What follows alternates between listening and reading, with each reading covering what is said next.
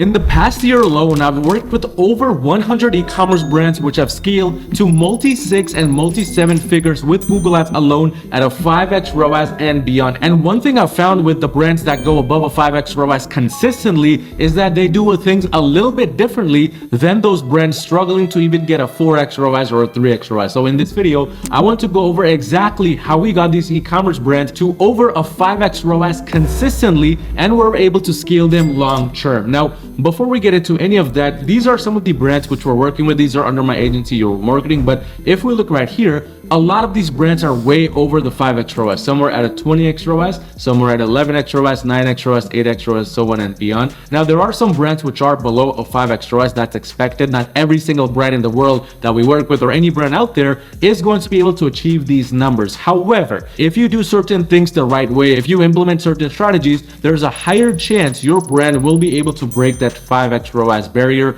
and go beyond that. Now, the first main thing I've noticed working with these brands which are consistently scaling beyond a 5x ROAS is majority of them have an average order value of $60 and beyond. Now, if we look right here, all of these right here above a 5x ROAS, we can see it's $60 minimum. There are some where it's a $43 AOV. However, that's kind of a very small number, and the conversion tracking for this brand, because we're not working with it as of yet, is inaccurate. So this is actually much lower than a 5x ROAS right here. But majority of these brands have an AOV that's above $60. That's just the sweet spot when it comes to Google Ads. Now, does that mean that if you're not at a $60 AOV, your brand's gonna fail? Absolutely not. In fact, you can actually work on improving that average order value, maybe offer more bundles, maybe do some more upsells, downsells, etc., to eventually get to that $60 number or close to it. The next thing I've noticed with a lot of these brands which we handle is that most of these brands have a very, very simple approach. I mean, if we go to this brand right here that's running at a 9x ROAS, this is a high ticket store,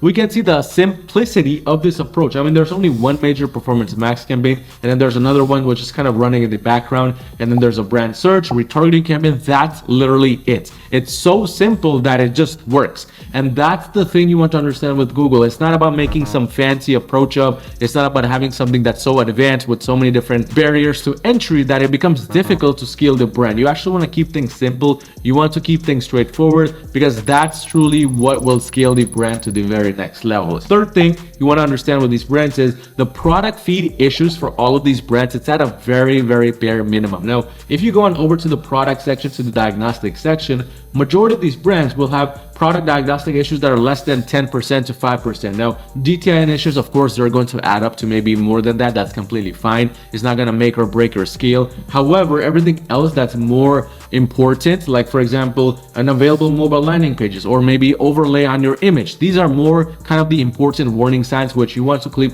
under 10%, because the moment it goes above 10%, it's like a direct signal to Google's algorithm that, hey, your brand is not following directions. So it's going to start sending you low quality traffic, which you absolutely don't want happening at any cost. But in addition to that, you want to be spending more time focusing on the product feed, the product images, titles, the Google Merchant Center, because all these things, they make up the true ROAS and they make up the true profitability. Keep in mind, launching campaigns is the easy part. Anybody could go inside your ad account and launch a bunch of campaigns within a few minutes. The hard part is ensuring that your product feed is so strong that whenever any competitor comes in, or whenever an old competitor starts to bid higher, it does not impact your ads as much, because you have such a strong product feed. You ensure that your product image stands out completely from the rest. Your product titles are search engine optimized with heavy perceived value, and the Google Merchant Center has all the necessary programs. It's very crucial to get to this level of return on ad spend. But finally, the main thing you want to understand about all these brands which are doing over a 5x ROAS consistently is that they have a healthy mix of campaign types. Now, I see so many brands out there, and even the brands we're working with where it's below a 5x ROAS, where their main goal is just shopping, or it's either only search, or they're just wanting to go after performance max only. That's one of the worst strategies you can take, because what happens is that puts too much emphasis and too much focus on just one specific campaign type or two campaign types, causing your brand to struggle more, causing it to not have consistent results. So for consistency long term, you need to apply the 80-20 rule when it comes to the campaign types, where 80% of your budget should be going towards those major campaign types like performance max or shopping, which are getting a majority of the results. And then the 20% that's left over, it should be going towards testing everything else: display traffic, discovery, demand gen, YouTube, etc. etc. These are all additions which are needed in 2024 to keep a healthy balance in terms of the return on ad spend and to consistently scale the brand in the long term. But now let's talk about how to actually get to that 5x ROAS levels once you have all of these things in place. Now, first thing you want to understand is you need to ask yourself if the 5x ROAS is really what your business even needs at the moment, because not all businesses need a 5x ROAS. If your e-commerce brand can do extremely well with a 3x ROAS, I actually recommend you don't even aim at a 5x ROAS, and that's because there will come a sacrifice between revenue and return on ad spend to get to this level. And what I mean by that is all these brands which have gotten to this level, first, they had to sacrifice a little bit of their revenue to stabilize the ROAS, because as you scale your revenue up, what's going to happen is you start showing your ads to bigger and bigger pools of the audience, and not everybody from this bigger pool of audience will be inclined to purchase your product. So that's when the ROAS starts to drop. That's when kind of the instability starts to come in. Now, there's a 3-step process which we take to achieve this for any brand we work with, which is below a 5x ROAS. First step is called the simplification step. This is followed by the restriction step, and then finally the scaling step. Now, simplification is very straightforward. It's basically whatever campaigns they have running which are not performing, or just whatever clutter they have. Our main goal is to simplify it, is to get rid of it completely, any bad products, any bad campaigns, because this is where profitability is truly introduced.